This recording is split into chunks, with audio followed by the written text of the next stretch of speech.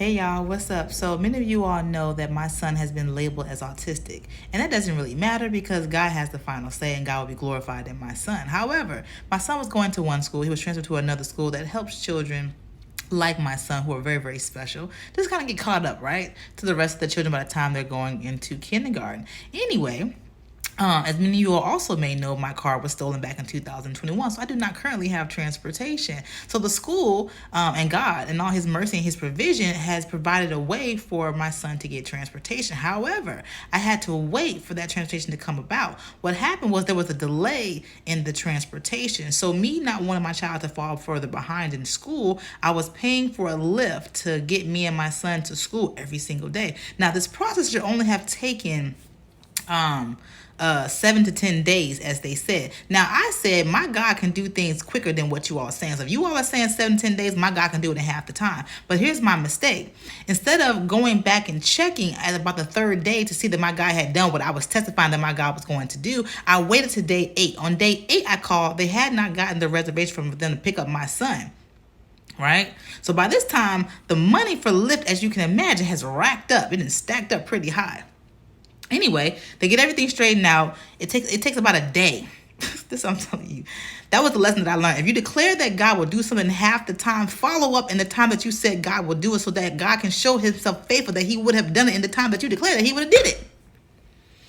And it would have saved me some money had I had stated on the word that I declared that God would do. Anyway, that's a lesson for somebody. Anyway, so he got it done about a day. So they had arranged to pick my son up. Fast forward to maybe about a week or so after that time, the supervisor or the managers over the department in the school for the VPK where my son goes to school at calls me up on the phone and says, hey, Miss Prude, there's a card in Asim's book bag. I don't think the driver is going to mess with it, but I just want to let you know that that it's in there so you don't miss it.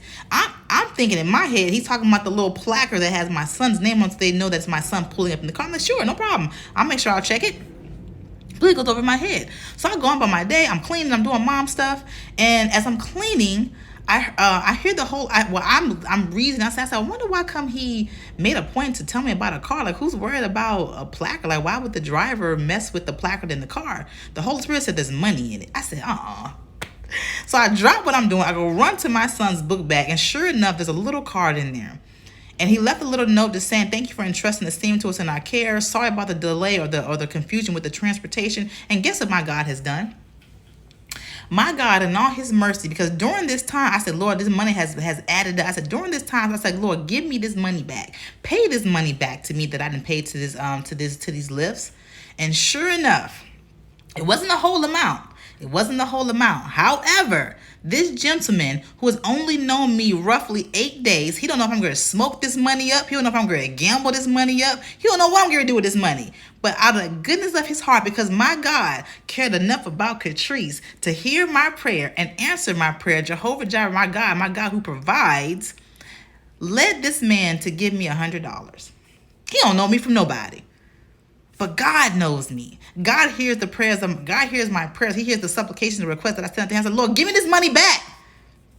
Give me the money back that I spent. And this man gave me $100. $100. So I want to encourage you all today. I heard somebody say that when you experience the goodness of the Lord and you give a testimony and you testify, that is saying to God, God, do it again. There is no testimony too small to give glory to a big God. So I encourage you today, if you all got testimonies, please leave them down in the comments. Encourage somebody else. I don't care what it is that God did for you. If it's just as big as God opened your eyes and breathed breath into your body. If any of you have had an attack on your life, I've had multiple attacks on my life, and I'm still here among the living, in the land of the living. That is a tremendous blessing. You could have been dead and gone.